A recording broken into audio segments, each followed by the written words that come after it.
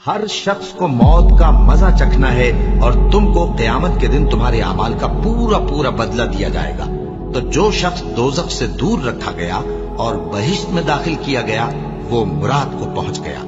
اور دنیا کی زندگی تو دھوکے کا سامان ہے۔ ہر شخص موت کا مزہ چکھنے والا ہے، پھر تم ہماری ہی طرف لوٹ کر آؤ گے، اور کسی شخص میں طاقت نہیں کہ اللہ کے حکم کے بغیر مر جائے۔ اس نے موت کا وقت مقرر کر کے لکھ رکھا ہے، اور جو شخص دنیا میں اپنے اعمال کا بدلہ چاہے اس کو ہم یہیں بدلہ دے دیں گے، اور جو آخرت میں طالب ثواب ہو اس کو وہاں اجر عطا کریں گے، اور ہم شکر گزاروں کو عنقریب بہت اچھا صلہ دیں گے۔ اور کاش تم ان ظالم یعنی مشرک لوگوں کو اس وقت دیکھو جب موت کی سختیوں میں مبتلا ہوں اور فرشتے ان کی طرف ہاتھ بڑھا رہے ہوں کہ نکالو اپنی جانیں، آج تم کو ذلت کے عذاب کی سزا دی جائے گی، اس لیے کہ تم اللہ پر جھوٹ بولا کرتے تھے اور اس کی آیتوں سے سرکشی کرتے تھے۔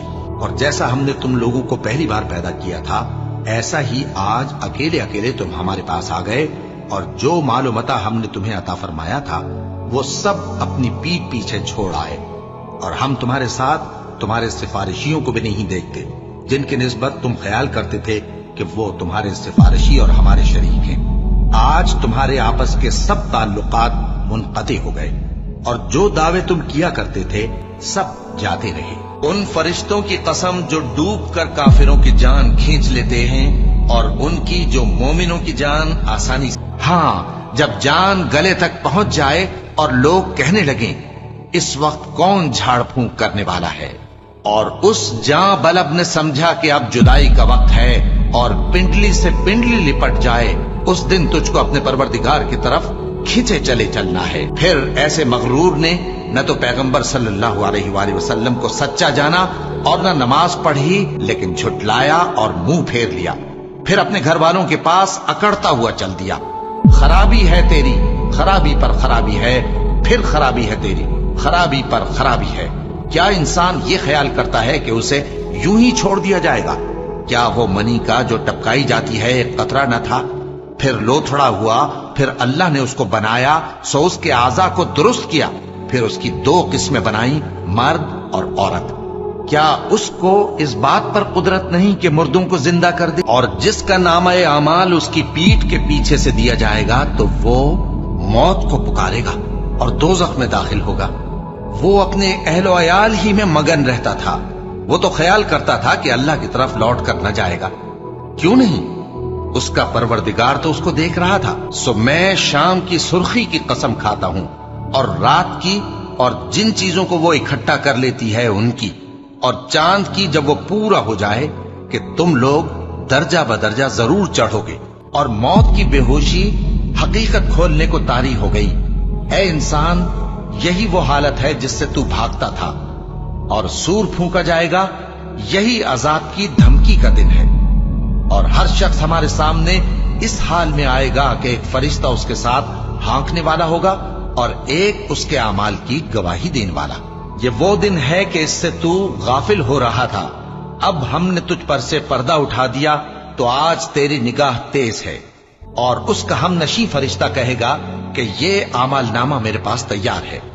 حکم ہوگا کہ ہر سرکش ناشکرے کو دوزخ میں ڈال دو، جو مال میں بخل کرنے والا، حد سے بڑھنے والا، شبہ نکالنے والا تھا، جس نے اللہ کے ساتھ اور معبود مقرر کر رکھے تھے، تو اس کو سخت عذاب میں ڈال دو۔